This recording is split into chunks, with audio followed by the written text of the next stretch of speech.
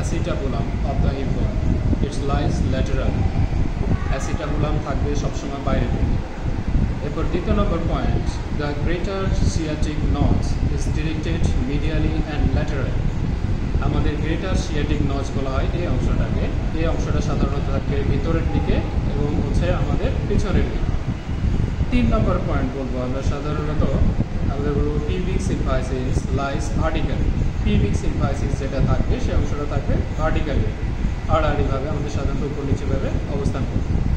4 নম্বর হচ্ছে iliac crest.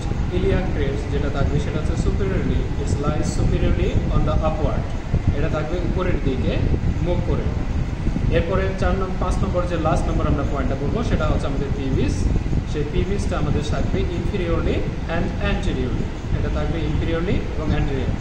এটা দেখে বুঝতে পারছি দিস ইজ দ্য হিপ বোন অফ দ্য লেফট সাইড। এটা হচ্ছে লেফট সাইডের একটা হিপ বোন। হিপ বোনের সাধারণত 3টা পার্ট থাকে। তো প্রথম নম্বর উপরের যে পার্টটা আছে সেটাকে বলা হয় ইলিয়াম অথবা আইলিয়াম। এই পাশের অংশটাকে যদি আমি দেখাই, এখান থেকে দাগ দেওয়া আছে, এই পাশের অংশটাকে সাধারণত আমরা বলে থাকি পিভিস। আর এই পাশের অংশটা যেটা আছে সাধারণত এটাকে বলে থাকি আমরা ইস্চিয়াম। তাহলে অংশ পাচ্ছি আমরা 3টা, একটা হচ্ছে ইলিয়াম, একটা হচ্ছে ইস্চিয়াম এবং একটা হচ্ছে পিভিস। ইলিয়াম অংশে সাধারণত আমরা 3টা বর্ডার দেখতে পাই, 3টে সারফেস দেখতে পাই। ইলিয়াম অংশের সামনের দিকে এই অংশটাতে, আমি যেখানে হাত দিয়েছি সেই অংশটাতে, এই অংশটাকে বলা হয় থাকে অ্যান্টেরিয়র সুপিরিয়র ইলিয়াক স্পাইন। এই অ্যান্টেরিয়র সুপিরিয়র ইলিয়াক স্পাইন থেকে শুরু করে অ্যান্টেরিয়র ইনফিরিয়র ইলিয়াক স্পাইন পর্যন্ত যে বর্ডারটা থাকে সেটাকে বলা হয় অ্যান্টেরিয়র বর্ডার। তাহলে এই বর্ডারটাকে বলা হয় থাকে অ্যান্টেরিয়র। পিছনের দিকে পোস্টেরিয়র সুপিরিয়র ইলিয়াক স্পাইন থেকে শুরু করে পোস্টেরিয়র ইনফিরিয়র ইলিয়াক স্পাইন পর্যন্ত যে বর্ডারটা থাকে এটাকে বলা থাকে আমাদের পোস্টেরিয়র বর্ডার। এরপরে সামনের দিকে এই পাশের অংশ ইলিয়াক ক্রেস্ট থেকে শুরু করে আমাদের এখানে একটা এমিনেন্স আছে। এমিনেন্স মানে হচ্ছে সামনে কিছু কিছু জায়গা। তো এই এমিনেন্স পর্যন্ত, এই এমিনেন্সটাকে বলা থাকে ilio pelvic eminence, ilio pubic eminence. Ilio pubic eminence পর্যন্ত একটা কাল্পনিক রেখা দেখা যায়, এটাকে বলা থাকে মিডিয়াল বর্ডার। তাহলে বর্ডার পাই টোটালি আমরা 3টা, সামনের দিকে অ্যান্টেরিয়র বর্ডার, পিছনের দিকে পোস্টেরিয়র বর্ডার এবং এই পাশের দিকে আমরা পাই মিডিয়াল বর্ডার। এই ইলিয়াম অংশের সারফেস আছে আমাদের 3টা।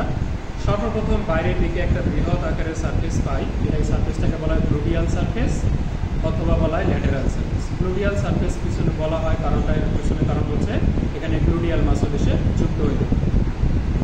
এরপরে এই অবস্থাটাকে, এই সামনের দিকে যে অবস্থাটা দেখতে পাচ্ছি এটাকে বলা হয় ইলিয়াক খোসা এবং এই যে রাফ সারফেসটা দেখতে পাই এটাকে বলা হয় স্যাক্রোপেলভিক সারফেস। তাহলে আমরা সারফেস পাচ্ছি 3টা, একটা হচ্ছে গ্লুডিয়াল সারফেস, একটাকে বলা হচ্ছে আমাদের ইলিয়াক খোসা, আর একটা হচ্ছে স্যাক্রোপেলভিক সারফেস। ইলিয়াম অংশ এই পর্যন্ত। এরপরে আসছে ইস্চিয়াম অংশ। ইস্চিয়াম অংশে সাধারণত 2টা পার্ট নিয়ে গঠিত হয়, ইস্চিয়াল বডি এবং ইস্চিয়াল রেমাস। যদি একটু কাছে থেকে দেখায় তাহলে এই অংশটাতে এই শুধুমাত্র এখান থেকে দাগ দেওয়া আছে, এখান থেকে এই পর্যন্ত এটাকে বলা থাকে ইস্চিয়াল রেমাস, আর বাদ বাকি এখান থেকে শুরু করে এই পর্যন্ত এটাকে বলা থাকে ইস্চিয়াল বডি। ইস্চিয়াল রেমাসে আমাদের সাধারণত 2টা বর্ডার থাকে, 2টা সারফেস থাকে।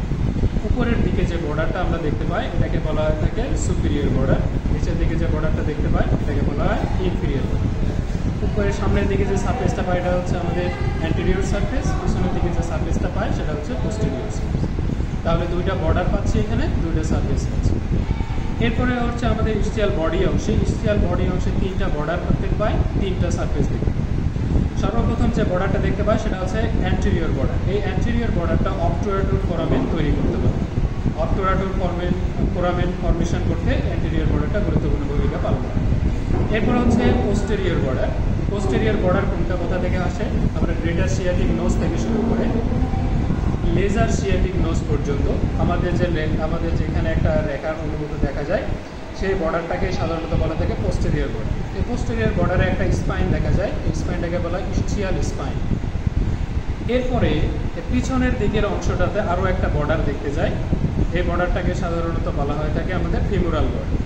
তাহলে এই বর্ডারটাকে আমাদের সাধারণত বলা হয় থাকে এই বর্ডারটাকে বলা হয় ডরসাল বর্ডার,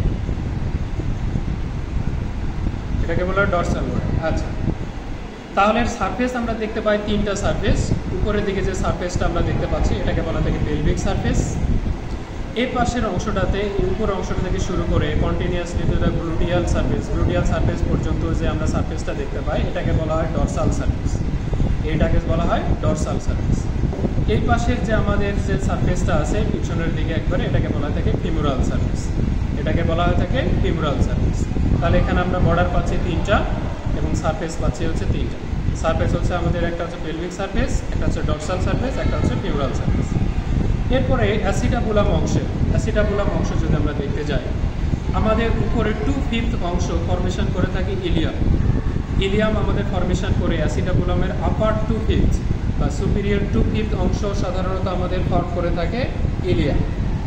এরপরে আমাদের অ্যান্টেরিয়র 2/3 অংশ এটা সাধারণত ফর্ম করে থাকে পিভিস, এবং পোস্টেরিয়র 2/5 অংশ ফরমেশন করে থাকে আমাদের ইস্চিয়াম অংশ। তাহলে আমাদের সুপিরিয়র 2/5 অংশ ফরমেশন করে থাকে ইলিয়াম, অ্যান্টেরিয়র 2/3 অংশ ফরমেশন করে থাকে পিভিস, এবং পোস্টেরিয়র 2/5 অংশ ফরমেশন করে থাকে ইস্চিয়াম। আচ্ছা, অ্যানাটমি বলতে আমরা এতখানি বুঝতে